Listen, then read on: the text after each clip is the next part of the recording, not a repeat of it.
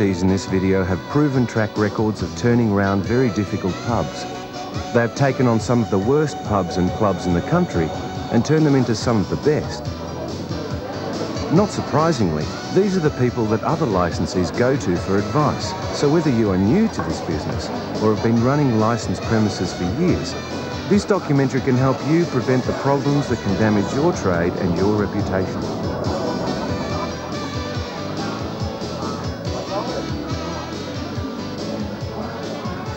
In my opinion, it comes down to the person who's running the pub, the image that he reflects within the pub. It's not the alcohol, because every pub sells alcohol. It's not the area, people say I'm in a bad area. It's not the type of clientele. It's directly reflected from the public, and I don't want people coming here getting full, jumping in their cars and driving home, perhaps getting in an accident, perhaps getting charged. So I improvised a minibus system, and reasonably cheaply, bought a second-hand 12-seater minibus, and all my managers can drive the bus, and at any given time, if someone's had a few too much to drink, most people live reasonably locally. We provide a service where we just hop them in the bus and drop them home, and it's certainly given me a lot of kudos in the area and picked up the brownie points that I was looking for. I managed to maintain a really good balance in my working relationships because I have some very strict policies. They might be a little bit over the top, but nevertheless it's the principles that I run by. We don't encroach on people's space. We're very tuned into their body language. Jealousy issues are very important. For example, if I spend 5 to 10 minutes sitting and talking to one table, the message that I should be giving to everyone else is that I'm equally concerned about them and I will spend the same amount of time with them. Things that I don't do in all of my operations is certainly don't serve underage people, don't serve people who are intoxicated or too drunk, and certainly don't try and promote it or do special events that like as much as you can drink for $20 or $10, and that's type of campaigning where there's certainly going to be that irresponsible serving of alcohol.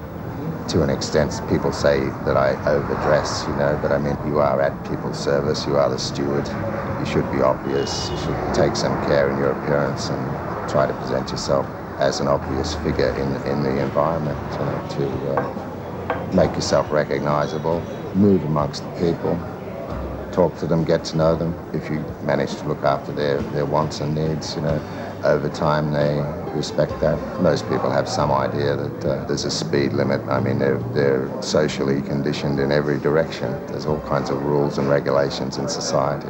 You must have some authority and you must address that. You must be firm, because in a sense you're the referee.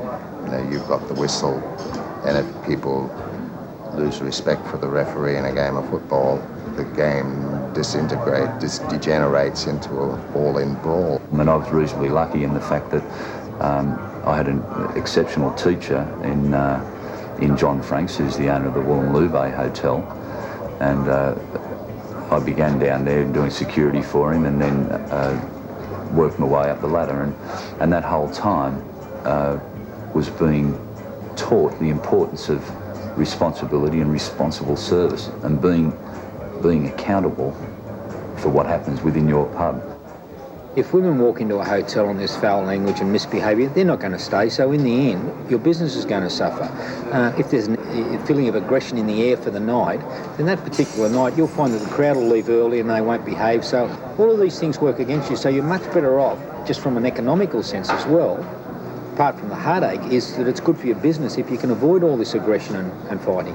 One of the important things if you've got a hotel is to have a consistency of behaviour. Now, this is a waterfront hotel with lots of sailors, but I always maintain the same standard of behaviour with them, so they would know exactly what I expect. Now that we've discussed basic principles of responsible management, let's look at how these translate into practice. What do these successful licensees actually do in practical day-to-day terms to prevent problems in their premises? What kind of techniques and strategies do they use? One of the problems you have to deal with is people getting rowdy or aggressive. Let's start with that. Yeah, one of the interesting things as the longer you're in the industry is you realise what you didn't know at the beginning.